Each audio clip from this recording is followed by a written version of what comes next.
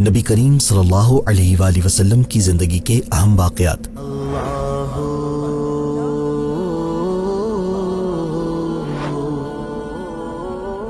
پہلی مرتبہ شق صدر حضرت حلیمہ رضی اللہ عنہا کے ہاں 2 سال کی عمر میں ہوا۔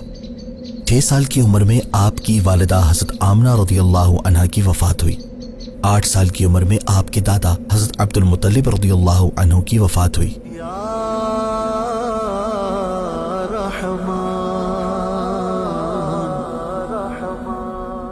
12 سال کی عمر میں آپ نے پہلی بار شام کا سفر فرمایا۔ 25 سال کی عمر میں آپ نے حضرت خدیجہ رضی اللہ عنہا کے مال کی تجارت کے لیے دوسری بار شام کا سفر فرمایا۔ 25 سال ہی کی عمر میں آپ کا حضرت خدیجہ سے نکاح ہوا۔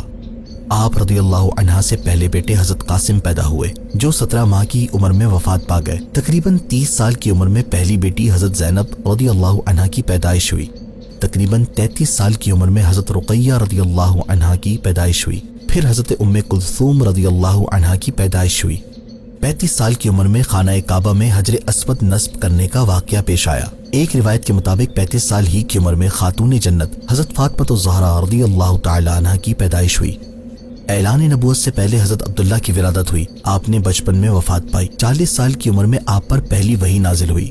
40 سال کی عمر میں آپ نے پوشیدہ اسلام کی تبلیغ کا آغاز فرمایا۔ 43 سال کی عمر میں آپ نے اسلام کی اعلانیہ تبلیغ کا آغاز فرمایا کیونکہ 3 سال تک خفیہ تبلیغ کا حکم تھا۔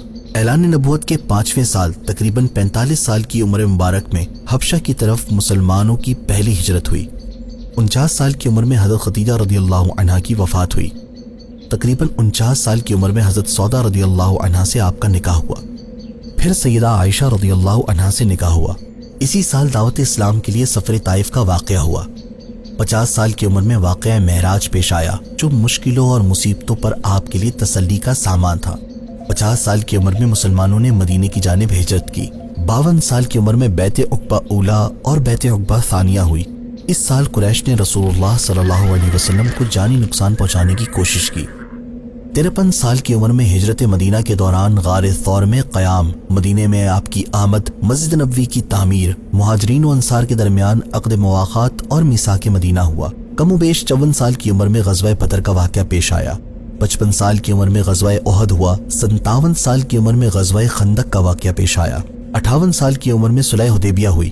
58 سال کی عمر میں غزوہ خیبر کا واقعہ پیش آیا۔ 60 سال کی عمر میں غزوہ موتا، فتح مکہ، غزوہ حنین اور غزوہ طائف کے واقعات پیش آئے۔ تقریباً 61 سال کی عمر میں حضرت ماریہ قبطیہ رضی اللہ عنہا سے حضرت ابراہیم کی پیدائش ہوئی۔ اسی سال غزوہ تبوک اور حضرت ابوبکر صدیق رضی اللہ عنہ کی سربراہی میں پہلا حج ہوا۔ 63 سال کی عمر میں آپ صلی اللہ علیہ وآلہ وسلم نے حجۃ الوداع ادا کیا اور اسی سال ظاہری طور پر پردہ فرمایا۔ یاد رہے اللہ پاک کے نبی زندہ ہیں، انہیں موت وعدہ الہی کی تکمیل ہے۔